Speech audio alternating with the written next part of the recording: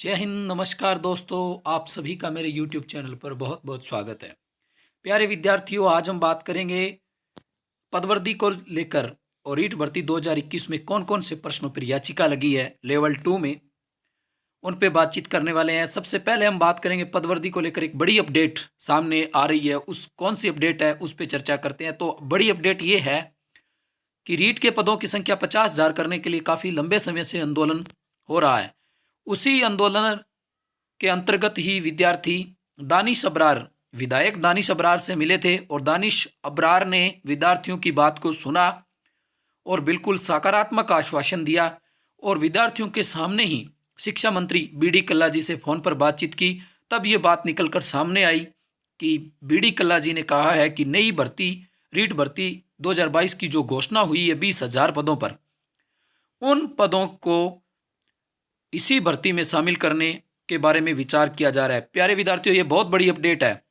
यदि ऐसा हो जाता है तो सभी को बहुत बड़ी खुशखबरी मिल सकती है, खासतौर पे उन विद्यार्थियों को जो मेरिट के बिल्कुल पास में है, अनुमानित जो मेरिट लग रही है उसके पास में, उन विद्यार्थियों के लिए बड़ी राहत, बड़ी खबर हो सकती है। तो पदवर्दी को लेकर ये बहुत बड़ी अपडेट है आप सभी के लिए।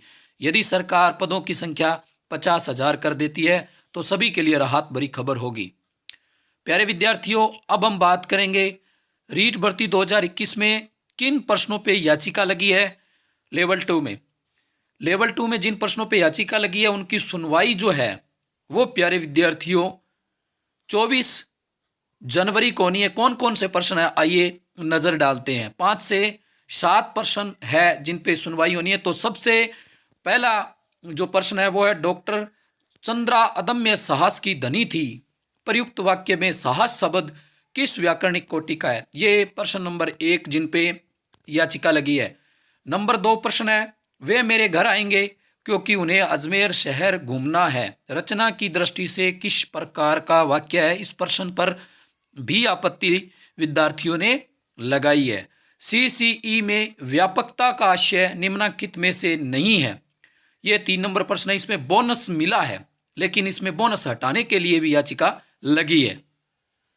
नंबर 4 प्रश्न है जिस पे याचिका लगी है, पुलिस ने चोर को दंड दिया, वाक्य में प्रयुक्त विभक्ति रूप है। पुलिस ने चोर को दंड दिया, वाक्य में प्रयुक्त विभक्ति रूप है। इस प्रश्न पे भी याचिका लगी है। बोनस की मांग विद्यार्थियों द्वारा की गई है।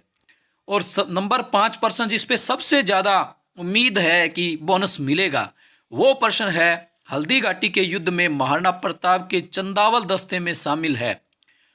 इस प्रश्न पे बहुत उम्मीद है कि बोनस मिलेगा। हल्दी घाटी युद्ध में महाराणा प्रताप के चंदावल दस्ते में शामिल है। इस प्रश्न पे भी याचिका लगी है। नंबर 6 प्रश्न, खाद्य श्रृंखला में प्राथमिक उपभोक्ता वाला प्रश्न है। प्राथमिक और द्वितीय उपभोक्ता दोनों आंसर मान लेंगे लेकिन इस पे भी आपत्ति लगी है।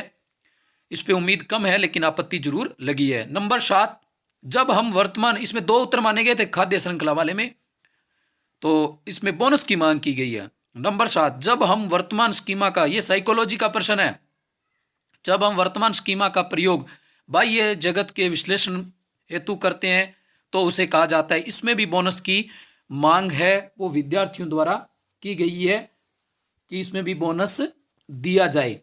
तो ये प्रश्न साइकोलॉजी का था जिसमें बोनस की मांग की गई है। प्यारे विद्यार्थियों, इनमें से एक या दो या 4 प्रश्नों पे यदि बोनस मिल जाता है तो खेल में बहुत परिवर्तन होगा, मेरिट में बहुत परिवर्तन होगा और सबसे बड़ी बात, उन विद्यार्थियों को फायदा मिलेगा जिनके अंक कम है या जो मेरिट के बिल्कुल आसपास हैं। अब एक प्रश्न बात और निकल के सामने आ रही है कि कुछ लोग कह रहे थे कि क्या जो याचिका करता है उनको ही लाभ मिलेगा या सबको। तो यदि इनके बोनस मिलते हैं इन प्रश्नों में तो सबसे पहले याचिकाकर्ता को तो फायदा मिलना ही मिला है। यदि आप उस फैसले की कॉपी ले लेते हैं तो फिर आप भी इसका फायदा उठा सकते हैं। ये मैंने आपको मेरी पहले वाली वीडियो में बता दिया है।